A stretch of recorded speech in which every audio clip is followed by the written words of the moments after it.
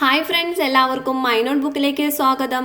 So ഇന്നത്തെ ഈ വീഡിയോയിൽ നമ്മൾ ഡിസ്കസ് ചെയ്യാൻ പോകുന്നത് മറ്റൊരു ഓൺലൈൻ എക്സാം ക്വസ്റ്റ്യൻ പേപ്പറാണ്, സോൾഡ് പേപ്പറാണ്. ഈ ഒരു എക്സാം എന്ന് പറയുന്നത് HSST ജൂനിയർ ജോഗ്രഫി ആയിരുന്നു എക്സാം, സ്പെഷ്യൽ റിക്രൂട്ട്മെന്റ് ആയിരുന്നു. അപ്പോൾ ഇത് ഹയർ സെക്കൻഡറി എഡ്യൂക്കേഷനിലേക്ക് നടന്ന എക്സാം ആയിരുന്നു കേട്ടോ. 2017 മാർച്ച് 20 നടന്ന എക്സാമാണ്. അപ്പോൾ ആദ്യത്തെ ചോദ്യം ഇതാണ്: what is Baku famous for? Baku എന്ന സ്ഥലം എന്തിന് ഫേമസ് ആണ്? Baku is famous for petroleum. പെട്രോളിയത്തിന് ഫേമസ് ആണ് ബാക്കു എന്ന് പറയുന്നത്. ഓക്കെ, അപ്പോൾ ആദ്യത്തെ ചോദ്യം ഇതാണ്: Baku, what is the Baku famous for? Okay, അപ്പോൾ അടുത്ത ചോദ്യത്തിലേക്ക് പോകാം. ഈ ബാക്കു എന്ന് പറയുന്നത് അസർബൈജാൻ എന്ന് പറയുന്നത് ഒരു കാസ്പിയൻ സീയുടെ അടുത്തുള്ള ഒരു സിറ്റിയാണ് വരുന്നത്. അതിൻ്റെ ക്യാപിറ്റലാണ് ബാക്കു എന്ന് പറയുന്നത് കേട്ടോ. ബാക്കു എന്ന് പറയുന്ന സിറ്റി അതെ കാസ്പിയൻ കടലിന് അടുത്തുള്ളതാണ്. അത് അസർബൈജാൻ എന്ന് പറയുന്നതിൻ്റെ ക്യാപിറ്റലാണ് കേട്ടോ. The first bank to get online banking facility in India. The first bank to get the online banking facility in India. ഇന്ത്യയിൽ ആദ്യമായിട്ട് ഓൺലൈൻ ബാങ്കിങ് സ്റ്റാർട്ട് ചെയ്ത ആദ്യത്തെ ബാങ്ക് ഏതാണെന്നാണ്. ആദ്യമായിട്ട് ഓൺലൈൻ ബാങ്കിങ് തുടങ്ങിയത് HDFC ആണ് കേട്ടോ. HDFC ബാങ്കിനാണ് the first bank to get online banking facility in India is HDFC ആണ്. അടുത്തത് the book vision values and velocity. Vision, Values and Velocity. It was wrote by whom? The book Vision, Values and Velocity അത് എഴുതിയത് ആരാണ്? സാം പിട്രോഡയാണ് vision values and velocity എന്ന book എഴുതിയിരിക്കുന്നത്. Okay, Sam പിട്രോഡയാണ് vision values and velocity എഴുതിയിരിക്കുന്നത്. സാം പിട്രോഡ എന്ന് പറയുന്നത് സത്യൻ ഗംഗാധരൻ പിട്രോഡ എന്നാണ് അദ്ദേഹത്തിൻ്റെ ശരിയായ പേര്. സത്യൻ ഗംഗാറാം എന്നാണ് കേട്ടോ. സത്യൻ ഗംഗാറാം പിട്രോഡ എന്നാണ്. അദ്ദേഹം ഒരു ടെലികോം എഞ്ചിനീയർ ആണ്. ഒഡീഷയിലാണ് അദ്ദേഹം ജനിച്ചത്. ഓക്കെ, അതിന് പത്മഭൂഷണൊക്കെ ലഭിച്ചിട്ടുള്ള പ്രശസ്തനായ എഞ്ചിനീയറാണ് സാം പിട്രോഡ എന്ന് പറയുന്നത് കേട്ടോ. അദ്ദേഹത്തിൻ്റെ ബുക്കാണ് വിഷൻ വാല്യൂസ് ആൻഡ് വെലോസിറ്റി. അടുത്ത ചോദ്യം: the power of judicial review in India is. Power of judicial review in India is ഏതാണ്? Given by the parliament, given by the president, explicit and implicit. Power of judicial review ഇപ്പോൾ എന്തെങ്കിലും എന്താ പറയുക, judicially ഉള്ള ഒരു ഇതിനെതിരെ അല്ലെങ്കിൽ അതിന് ഒരു റിവ്യൂ നടത്താനുള്ള അധികാരമാണ് ഉദ്ദേശിക്കുന്നത്. ജുഡീഷ്യലി ഉള്ള ഒരു ഡിസിഷനോ. അപ്പോൾ അത് എന്താണെന്നാണ് പറയുന്നത്? ഇംപ്ലിസിറ്റ് ആണ്. The power of judicial review in India എന്ന് പറഞ്ഞത് that is given by the parliament correct അല്ല, പ്രസിഡന്റ് അല്ല, എക്സ്പ്ലിസിറ്റ് അല്ല, ഇംപ്ലിസിറ്റ് ആണ്. ഇംപ്ലിസിറ്റ് എന്ന് പറഞ്ഞാൽ എന്താ പറയുക, ഒന്നെങ്കിൽ എന്താ പറയുക, ഇംപ്ലൈഡ് അല്ലെങ്കിൽ ഇൻഡയറക്റ്റ് എന്നുള്ളൊരു മീനിങ് ആണ് വരുന്നത്. അതായത് ഡയറക്റ്റ്ലി എക്സ്പ്രസ് ചെയ്യാത്തത് എന്നുള്ളൊരു മീനിങ് ആണ് കേട്ടോ. ഇംപ്ലിസിറ്റിൻ്റെ മീനിങ് വരുന്നത് പവർ ഓഫ് ജുഡീഷ്യൽ റിവ്യൂ എന്താണ്? ഇംപ്ലിസിറ്റ് ആണ് എന്ന് പറയാം. ഓക്കെ, അടുത്തത് the Mamankam festival of Kerala celebrated in.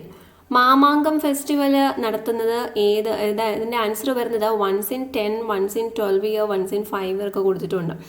1 in 12 years 12 വർഷത്തിൽ ഒരിക്കലാണ് ഈ മാമാങ്കം ഫെസ്റ്റിവൽ നടത്തുന്നത്. തിരുനാവായയിൽ വെച്ചിട്ടാണ് നടത്തുന്നത് അല്ലേ. അത് ഇതെവിടെയാണ്? തിരുനാവായ എന്ന് പറയുന്നത് ഇപ്പോൾ ഭാരതപ്പുഴയുടെ തീരത്താണ് ഇത് നടക്കുന്നത്, മാമാങ്കം ഫെസ്റ്റിവൽ കേട്ടോ. അപ്പോൾ 12 വർഷം കൂടുമ്പോൾ 12 വർഷത്തിൽ ഒരിക്കൽ നടത്തുന്ന ഒരു ഉത്സവമാണിത്. The Kurichya revolt began on. Kurichya കലാപം, കുറിച്യ ലഹള നടന്നത് എന്നായിരുന്നു, സ്റ്റാർട്ട് ചെയ്തത് എന്നായിരുന്നു? 25 മാർച്ച് 1812. 25 മാർച്ച് 1812 കുറിച്യ ലഹള സ്റ്റാർട്ട് ചെയ്തത്. അടുത്ത ചോദ്യം: the first Malayalam grammar book. അപ്പോൾ ആദ്യത്തെ മലയാളം ഗ്രാമർ ബുക്ക് ഏതാണ്? ലീലാതിലകം. ആ Leelathilakam was prepared by whom? The first Malayalam grammar book Leelathilakam അത് എഴുതിയത് ആരാണ്? ഡോക്ടർ ആഞ്ചലോസ് ഫ്രാൻസിസ് ആണ് ലീലാതിലകം എഴുതിയത്. The world ozone day. World ozone day is observed on which date? World ozone day. അപ്പോൾ ഓസോൺ ഡേ എന്ന് പറഞ്ഞതിൻ്റെ ആൻസർ സെപ്റ്റംബർ 16 ആണ് കേട്ടോ. അപ്പോൾ ഞാനിത് പറയുമ്പോൾ എപ്പോഴും പറയാറുണ്ട്, ഓസോൺ കാണപ്പെടുന്ന പാളി, അന്തരീക്ഷത്തിൻ്റെ ലെയർ എപ്പോഴും ചോദിക്കാറുണ്ട്. ഓസോൺ കാണപ്പെടുന്ന പാളി എന്ന് പറയുന്നത് ഏതാണ്? സ്ട്രാറ്റോസ്ഫിയർ ആണ്. അതെല്ലാവർക്കും അറിയാമായിരിക്കും. അത് ഒരുപാട് തവണ ചോദിച്ചിട്ടുള്ള ഒരു ക്വസ്റ്റ്യൻ ആണ് സ്ട്രാറ്റോസ്ഫിയർ. അപ്പോൾ ഈ സ്ട്രാറ്റോസ്ഫിയറിന് എസ് ആണ്, ഓസോണുമായിട്ട് ബന്ധപ്പെട്ടിട്ടുള്ള സ്ട്രാറ്റോസ്ഫിയറിന് എസ് ആണ് ലെറ്റർ വരുന്നത്. അപ്പോൾ അതുപോലെ തന്നെ ഓസോണുമായിട്ട് ബന്ധപ്പെട്ടിരുന്ന ഓസോൺ ഡേക്ക് എസ് വെച്ചിട്ടുള്ള എന്താണ് മാസമാണ് വരുന്നത്, മന്താണ് വരുന്നത്, സെപ്റ്റംബർ. കൂടാതെ ഈ സെപ്റ്റംബർ 16 എന്നാണല്ലോ, 16 എന്ന് പറയുന്നത് ഓക്സിജൻ ഫാമിലി. ഓക്സിജൻ ഫാമിലി ഏത് ഗ്രൂപ്പാണ് ഓക്സിജൻ ഫാമിലി എന്ന് അറിയപ്പെടുന്നത്? ഗ്രൂപ്പ് 16 ആണ് ഓക്സിജൻ ഫാമിലി എന്ന് അറിയപ്പെടുന്നത്. അപ്പോൾ ഓക്സിജനുമായിട്ട് ബന്ധപ്പെട്ടതാണ് ഏത് വരുന്നത്? ഓസോൺ അല്ലേ? ഓസോൺ എന്ന് പറയുന്ന ഓക്സിജന്റെ ഐസോട്ടോപ്പാണ്. സോ ഈ 16 എന്ന നമ്പറും ഓർക്കുക. സെപ്റ്റംബർ ഫോർ എസ്, സ്ട്രാറ്റോസ്ഫിയറിൻ്റെയും എസ് ആണ്, സെപ്റ്റംബറിൻ്റെയും എസ് ആണ്, അങ്ങനെ ഓർക്കുക. അപ്പോൾ സെപ്റ്റംബർ 16 ആണ് വേൾഡ് ഓസോൺ ഡേ ഒബ്സർവ് ചെയ്യുന്നത്. അടുത്ത question, the national judicial academy of India situated in. National judicial academy of India situated in. എവിടെയാണ് national judicial academy of India ഉള്ളത്? അത് ഇവിടെ കൊടുത്തിട്ടുള്ളതിൽ ഭോപ്പാലാണ് national judicial academy of India ഉള്ളത്. അടുത്ത ചോദ്യം, the first Malayalam newspaper Rajyasamacharam is published by. ആദ്യത്തെ മലയാളം ന്യൂസ് പേപ്പറായ രാജ്യസമാചാരം ആരാണ് പബ്ലിഷ് ചെയ്തത്? ആദ്യത്തെ മലയാളം ന്യൂസ് പേപ്പറായ രാജ്യസമാചാരം പബ്ലിഷ് ചെയ്തത് ആരാണ്? അത് ഹെർമൻ ഗുണ്ടർട്ട് ആണ് കേട്ടോ. ആദ്യത്തെ മലയാളം ന്യൂസ് പേപ്പറായ രാജ്യസമാചാരം പബ്ലിഷ് ചെയ്ത ആരാണ്? Hermann Gundert. അടുത്തത്, the Marumakkathayam act passed in Kerala in the year. Marumakkathayam act കേരളത്തിൽ പാസ്സാക്കിയത് എന്നായിരുന്നു? മരുമക്കത്തായം ആക്ട് 1933 കേട്ടോ മരുമക്കത്തായം. ഓക്കെ, അപ്പോൾ മരുമക്കത്തായത്തിനകത്ത് 2 മാ വരുന്നുണ്ട് അല്ലേ? മരുമക്കത്തായത്തിനകത്ത് എന്താണ് മരുമക്കത്തായം? ഓക്കെ, അപ്പോൾ അതെന്ന് പറയുന്നത് എന്താണ്? മായാണ് വരുന്നത്. അപ്പോൾ 3 എന്ന് ഓർക്കാം. 1933 2 മൂന്നുകൾ വരുന്നുണ്ട് കേട്ടോ. 1933 മരുമക്കത്തായം ആക്ട് പാസ്സാക്കിയത്. അതായത് മക്കത്തായം ഉണ്ട്, മരുമക്കത്തായം ഉണ്ട്. അതായത് പിന്തുടർച്ചാവകാശം മക്കൾക്ക് കൊടുക്കുന്നത് അതാണ് മക്കത്തായം, മരുമക്കൾക്ക് ഇമ്പോർട്ടൻസ് കൊടുക്കുന്നതാണ് Marumakkathayam. Okay, who founded the organisation Sadhujana Paripalana സംഘം? ആരാണ് സാധുജന പരിപാലന സംഘം സ്ഥാപിച്ചത്? സാധുജന പരിപാലന സംഘം സ്ഥാപിച്ചത് ആരാണ്? അയ്യങ്കാളിയാണ് സാധുജന പരിപാലന സംഘം സ്ഥാപിച്ചത്. അയ്യങ്കാളി പുലയരുടെ രാജാവ് എന്നാണ് അദ്ദേഹത്തെ ഗാന്ധിജി വിശേഷിപ്പിച്ചത്. അയ്യങ്കാളി വിശേഷിപ്പിച്ചത് പുലയരുടെ രാജാവ് എന്നാണ്. The first Nair act in Travancore passed in the year. തിരുവിതാംകൂറിലെ ആദ്യത്തെ നായർ നിയമം, നായർ ആക്ട് പാസ്സാക്കിയത് എന്നായിരുന്നു? ആദ്യത്തെ നായർ ആക്ട് പാസ്സാക്കിയത് 1912 1912. അപ്പോൾ നിങ്ങൾക്ക് കാണാം ഈ ഒരു ക്വസ്റ്റ്യൻ പേപ്പറിൽ കേരള ഹിസ്റ്ററിയാണ് കൂടുതലുമായിട്ട് ചോദിച്ചിരിക്കുന്നത് അല്ലേ? അപ്പോൾ കേരള ഹിസ്റ്ററി, റിനേസൻസ് ഉണ്ട്. അപ്പോൾ കേരള ഹിസ്റ്ററിയുമായിട്ട് ബന്ധപ്പെട്ട കുറച്ചും കൂടി കാര്യങ്ങൾ ഡീറ്റെയിൽ ആയിട്ട് കൊടുത്തിട്ടുണ്ട്. അപ്പോൾ ആ ഒരു ഇപ്പോൾ ചോദിച്ചിരിക്കുന്ന ഈ ക്വസ്റ്റ്യൻ്റെയൊക്കെ പോർഷൻസ് എന്തായാലും നിങ്ങൾ നോക്കണം. വരുന്ന യൂണിവേഴ്സിറ്റി അസിസ്റ്റൻ്റ് എല്ലാവരും ചോദിക്കുന്നതാണ് കേരള ഹിസ്റ്ററി എവിടെ മുതൽ എവിടം വരെ പഠിക്കണം. അപ്പോൾ അങ്ങനെ മുഴുവൻ നോക്കാൻ പോയി കഴിഞ്ഞാലും കാര്യമില്ല, കാരണം 1-2 ചോദ്യങ്ങളൊക്കെയാണ് അതിൽ വരികയുള്ളൂ. അപ്പോൾ ഈ ഒരു ചോദിച്ചിരിക്കുന്ന ആ ഏരിയാസിൽ നിന്നൊക്കെ എന്തായാലും നോക്കുക കേട്ടോ. ദ സഹോദര പ്രസ്ഥാനം സ്റ്റാർട്ടഡ് ബൈ. ആരാണ് സഹോദര പ്രസ്ഥാനം സ്ഥാപിച്ചത്? സഹോദര പ്രസ്ഥാനം സ്ഥാപിച്ചത് ആരാണ്? സഹോദരൻ അയ്യപ്പൻ എന്നറിയപ്പെടുന്ന കെ അയ്യപ്പനാണ്. സഹോദരൻ അയ്യപ്പൻ എന്നറിയപ്പെടുന്ന കെ അയ്യപ്പനാണ് സഹോദര പ്രസ്ഥാനം സ്റ്റാർട്ട് ചെയ്തത്. അടുത്ത ചോദ്യം, the Hindu succession act. Hindu succession act പാസ്സാക്കിയത് ഏതു വർഷമാണ്? ഹിന്ദു സക്സഷൻ ആക്ട് പാസ്സാക്കിയത് ഏതു വർഷമാണ്? ഏതു വർഷമാണ് ഹിന്ദു സക്സഷൻ ആക്ട് പാസ്സാക്കിയത്? അത് ഓപ്ഷൻ ഡി ആണ്. 1956 ഹിന്ദു സക്സഷൻ ആക്ട് പാസ്സാക്കിയത്. 1956 ഹിന്ദു സക്സഷൻ ആക്ട് പാസ്സാക്കിയത്. അപ്പോൾ അത് ഓർക്കുക. അടുത്ത ചോദ്യം, ദ സാൻസ്ക്രിത് ബുക്ക് ഭക്തി മഞ്ജരി റോട്ട് ബൈ. ആരാണ് സംസ്കൃത പുസ്തകമായ ഭക്തി മഞ്ജരി എഴുതിയത്? ഭക്തി മഞ്ജരി എഴുതിയത് ആരാണ്? ഓക്കെ, സ്വാതി തിരുനാൾ എഴുതിയതാണ് ഭക്തി മഞ്ജരി എഴുതിയത് ആരാണ്? സ്വാതി തിരുനാൾ. അടുത്ത ചോദ്യം, Indian constitution adopted concurrent list from the constitution of. Indian constitution concurrent list കോൺസ്റ്റിറ്റ്യൂഷനിൽ നിന്ന് എടുത്തിരിക്കുന്നത് ഏത് കോൺസ്റ്റിറ്റ്യൂഷനിൽ നിന്നാണ്, ഏത് രാജ്യത്തിൻ്റെ കോൺസ്റ്റിറ്റ്യൂഷനിൽ നിന്നാണ് കൺകറന്റ് ലിസ്റ്റ് എടുത്തിരിക്കുന്നത്? അത് ഓസ്ട്രേലിയയുടെ കോൺസ്റ്റിറ്റ്യൂഷനിൽ നിന്നാണ്. ഓക്കെ, കൺകറന്റ് ലിസ്റ്റ് ഏതിൽ നിന്നാണ്? ഓസ്ട്രേലിയയുടെ കോൺസ്റ്റിറ്റ്യൂഷനിൽ നിന്നാണ്.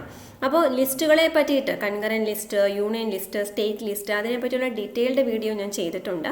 കൂടാതെ കഴിഞ്ഞ ദിവസങ്ങളിലായിട്ട് ഞാൻ അപ്ലോഡ് ചെയ്തിട്ടുള്ള കോൺസ്റ്റിറ്റ്യൂഷൻ്റെ മോസ്റ്റ് എക്സ്പെക്റ്റഡ് ക്വസ്റ്റ്യൻസിൻ്റെ പാർട്ട് 1, 2, 3 ഉണ്ട്. അതിലൊക്കെ ഇതിൻ്റെയൊക്കെ ഡീറ്റെയിൽസ് കിട്ടുന്നതാണ്. അപ്പോൾ ഈ ഇന്ത്യൻ കോൺസ്റ്റിറ്റ്യൂഷൻ്റെ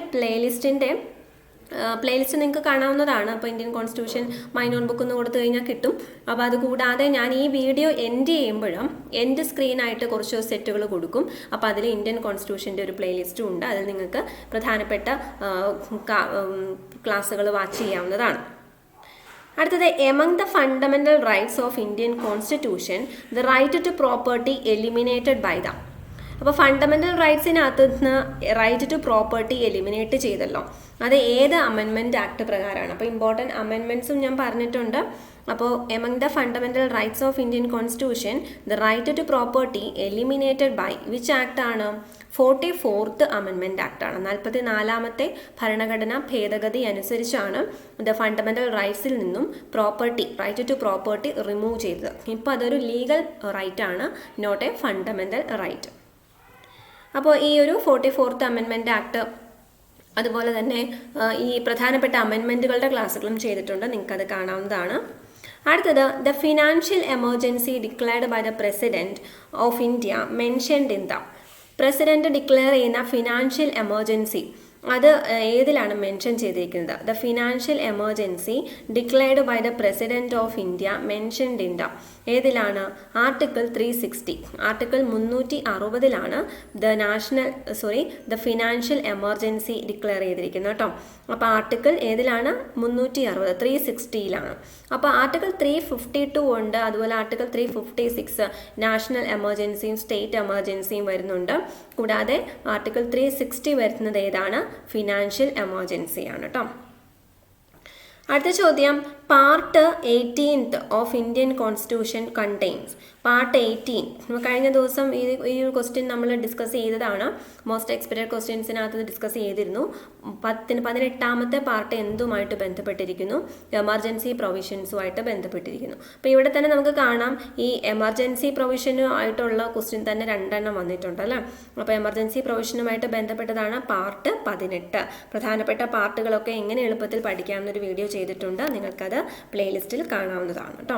അപ്പോൾ യൂണിവേഴ്സിറ്റി അസിസ്റ്റൻ്റ് പ്ലേലിസ്റ്റിലും കാണാം, അതുപോലെ കോൺസ്റ്റിറ്റ്യൂഷൻ്റെ ഇന്ത്യൻ പൊളിറ്റി ആൻഡ് കോൺസ്റ്റിറ്റ്യൂഷൻ എന്ന പ്ലേലിസ്റ്റിലും കാണാവുന്നതാണ്. So thank you so much for watching this lesson. ഈ ലെസൺ നിങ്ങൾക്ക് ഇഷ്ടമായെങ്കിൽ please like, share and comment. നിങ്ങളുടെ സജഷൻസ് ഒക്കെ അറിയിക്കുക. നിങ്ങളുടെ ഫ്രണ്ട്സിന് കൂടി കിട്ടത്തക്ക രീതിയിൽ ഷെയർ ചെയ്ത് ഹെൽപ്പ് ചെയ്യുക.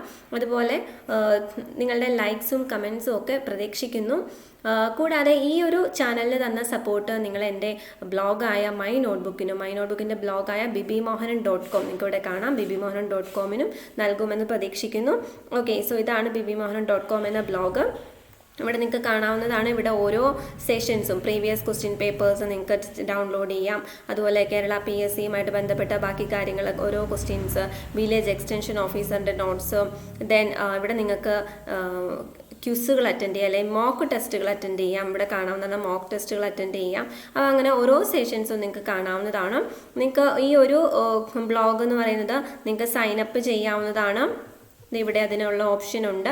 ഇമെയിൽ അഡ്രസ്സ് വെച്ചിട്ട് സബ്സ്ക്രൈബ് ചെയ്യാവുന്നതാണ്, സൈനപ്പ് ചെയ്യാം. ആൻഡ് സബ്സ്ക്രൈബ് ടു നോട്ടിഫിക്കേഷൻസ്, അങ്ങനെ നോട്ടിഫിക്കേഷൻ സബ്സ്ക്രൈബ് ചെയ്യാം. ഇവിടെ ഒരു ബെൽ ഐക്കൺ നിങ്ങൾ കാണുന്നുണ്ടല്ലോ, അതിൽ പ്രസ് ചെയ്ത് കഴിഞ്ഞാൽ നോട്ടിഫിക്കേഷന് സബ്സ്ക്രൈബ് ചെയ്യാവുന്നതാണ്. ഇതുപോലെ മെയിൽ വെച്ചിട്ടും സബ്സ്ക്രൈബ് ചെയ്യാം, കാരണം നിങ്ങൾക്ക് പോസ്റ്റുകൾ മെയിലായിട്ടാണ് ലഭിക്കുന്നതാണ്. അപ്പോൾ എല്ലാവർക്കും സ്വാഗതം. അപ്പോൾ ഈ ഒരു നോട്ടിഫിക്കേഷൻ ആണെങ്കിൽ നമുക്കൊരു ഞാൻ പോസ്റ്റ് ചെയ്യുമ്പോൾ തന്നെ അപ്പോൾ തന്നെ കിട്ടാൻ വേണ്ടിയിട്ടാണ്.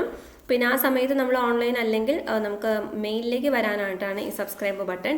രണ്ടും യൂസ് ചെയ്യുക. ഈ ഒരു ചാനലിന് തന്നെ എല്ലാ സപ്പോർട്ടും എൻ്റെ ബ്ലോഗിനും നൽകുക. Thank you so much for watching.